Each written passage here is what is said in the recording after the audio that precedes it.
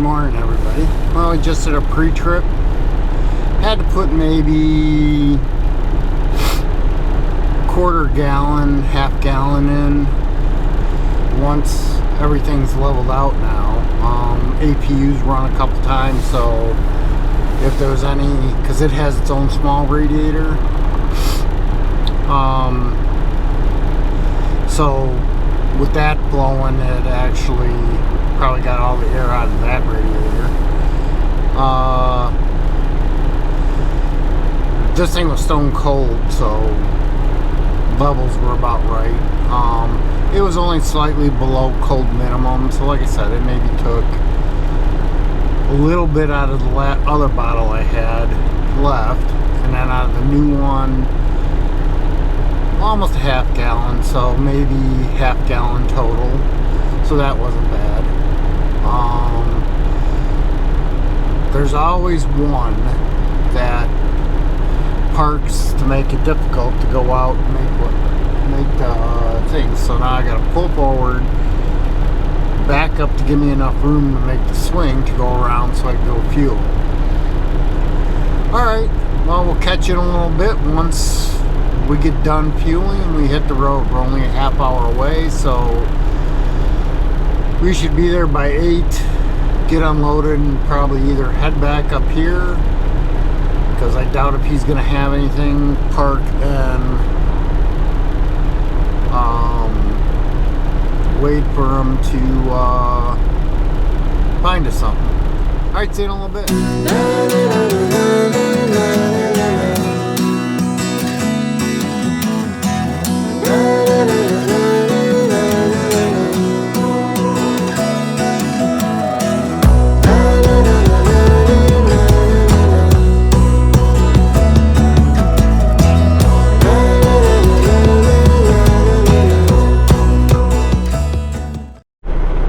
Cracks me up. We're at the delivery.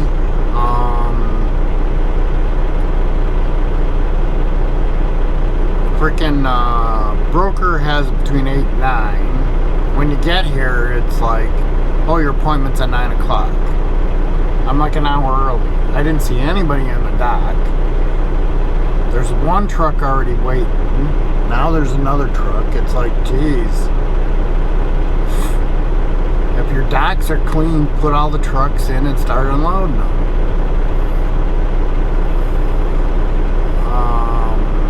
You start at 7 o'clock, so everybody's had their coffee and all that.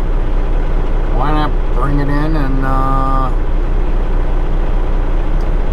get it unloaded so you can go on your break and not have any trucks in the dock?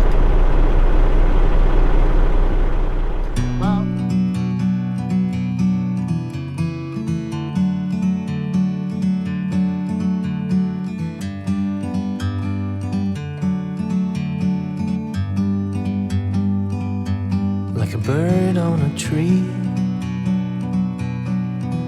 I'm just sitting here. I got time, it's clear to see. From up here,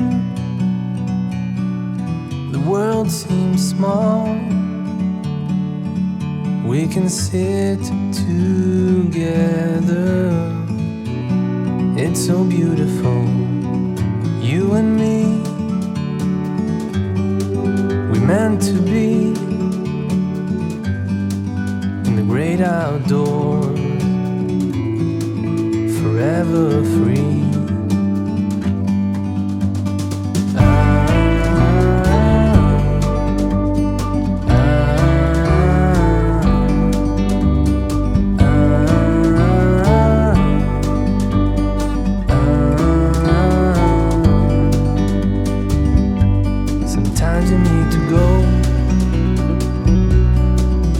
Take a step back to see the truth around you. From a distance you can tell.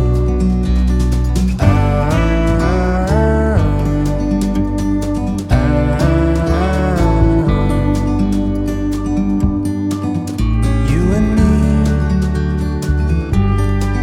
we're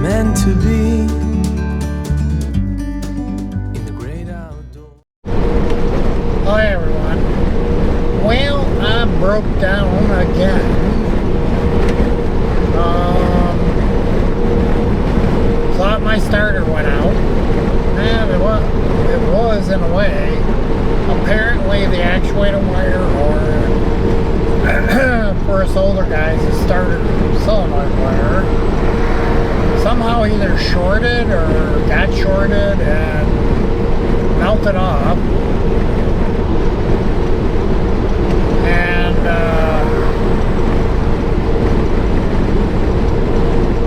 had to have them unload my load because they were having a hard time finding a repair guy. And as soon as the guy unloads me, all of a sudden I get a text, oh yeah, there's a interstate guy on the way. You know, as soon as I tell him to cancel it and just call me a tow truck and I'd have it towed over to International, they tell me interstate guy's on the way, and I go, well, cancel him. He ended up showing up, and that's how I found out that the wire was burnt off. So he used the pliers and was able to jump it across for me and get me started, but I was already unloaded. And it would have mattered anyways had I went to International. He goes, well, let me go to my shop because we're just down from the International dealer. Maybe they can get to you tomorrow and get you all fixed up, and you can keep rolling. I said, all right, sounds cool. So I was able to pull off this side. Called me back and said, oh no, they couldn't get me until Thursday of next week. At International, it's a rush, just like Joliet is. They probably wouldn't have gotten to me till Friday. And I would have had to stay the weekend at a hotel. And then when they got to me, it depends on how long it was going to take them to do the repair. So it could have been 5 or 6 days in the hotel. And in that section of the area, you weren't going to find a $50 a night hotel. It was going to be, even with our discount, it probably would have been $75 if they gave a trucker's discount. So that would have been an extra $500. And then I would have to buy food. Now that, and I was only, from where I was at, coming back home was 300 miles. Empty, I get fairly decent fuel mileage. It cost me less in fuel to drive empty up there, drop my trailer back at the yard, clean my truck out, drop it at International, and have them fix it because it would probably take just as long. So might as well have them do everything that's wrong. Replace that other hose. The driver's mirror stopped working. It doesn't photo mirror anymore, so fix that. Fix whatever. Hopefully they only have to do the starter solenoid. That's separate, but if not, they got to do the whole starter. And then have my PM done, and then once I go back out again, I'm pretty much golden. They do a quick inspection of the truck, so if they don't find anything wrong, I can go back out again and hopefully not have these kind of issues. But to break down two days in a row and freak shit, like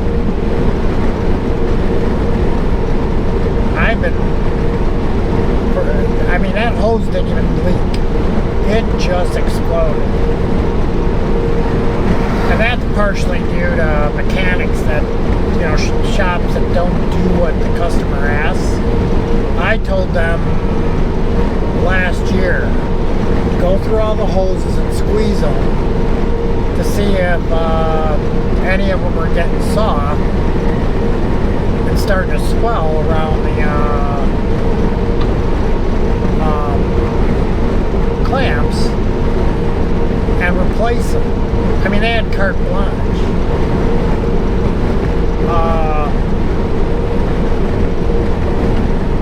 Because if they would have felt these, they probably would have been really soft. The other one's not quite as soft.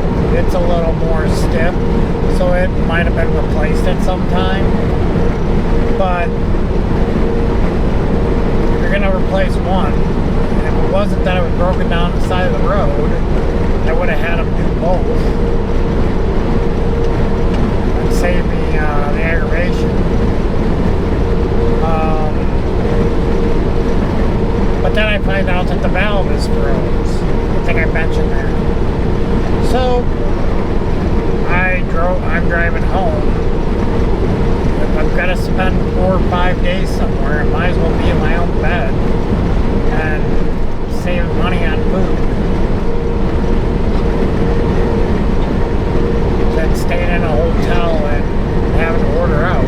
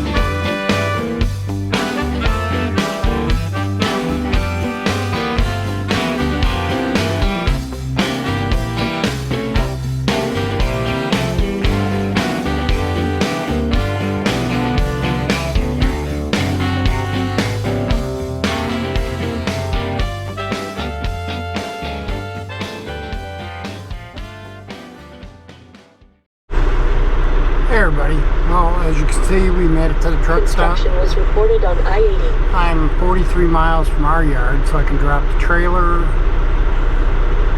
go down to my yard, unload my truck, and then go over to International and drop the truck off. Alright, so have a good night, we'll see you in the morning.